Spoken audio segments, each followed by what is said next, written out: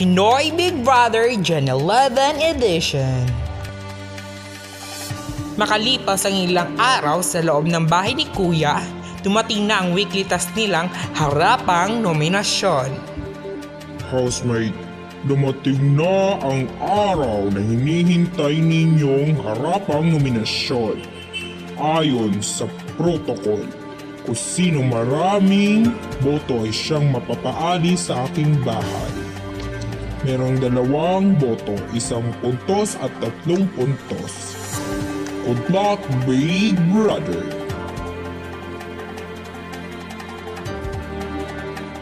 Isa pong puntos para kay JL.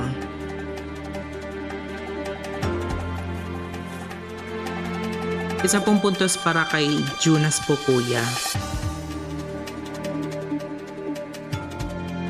Isa pong puntos para kay Kimi po, Kuya.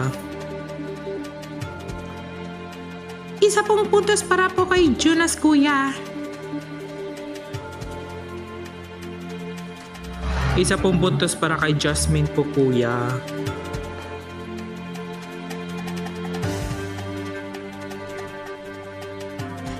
Isa pong puntos para kay JL po, Kuya.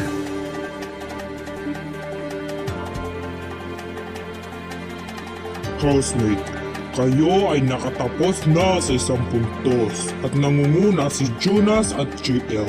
Pumunta na naman kayo sa 3 puntos.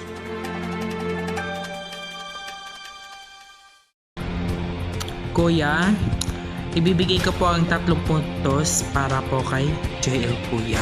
I'm sorry, bro.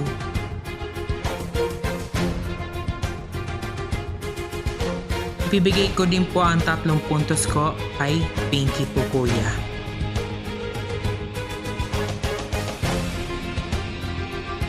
Para sa akin, Kuya, kay Zoe po, Kuya.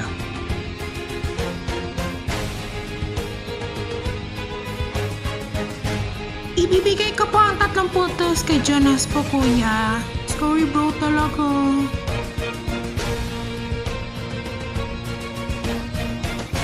Ibibigay ko ang 3 puntos ko kay Jasmine po, Kuya. I want to say this but sorry. Kay Jonas ko po pinibigay ang 3 puntos ko. Sorry, bro. Housemate, sa inyong kasunduan ni Kuya, mas malaki ang boto ni Jonas kaysa sa inyo.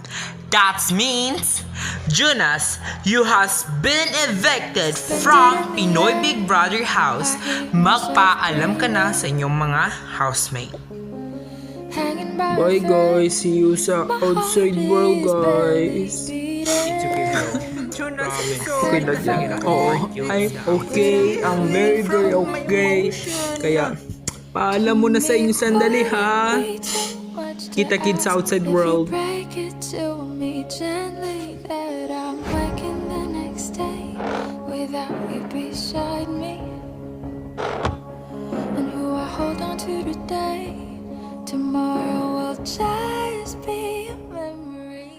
Housemate, binabati ko kayo dahil malapit na kayo sa Big 4. May munti akong regalo sa inyo. Tanggapin nyo ito dahil ito ang sumisimbolong color-coded ninyo. Nakakuha nga ng blue color si Jasmine. Sumunod naman si Pinky. Ang kanyang nakuhang color ay violet. At sumunod naman si Kimi. Siya ay nakakuha ng pink color. At sumunod naman kay Kimi ay si JL na kung saan nakuha niya ang green color.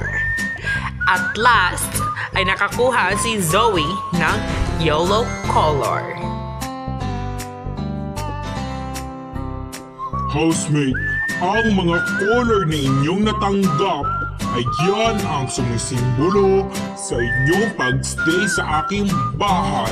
Good luck sa inyo at makikilala ko na ang magiging Big 4 ko.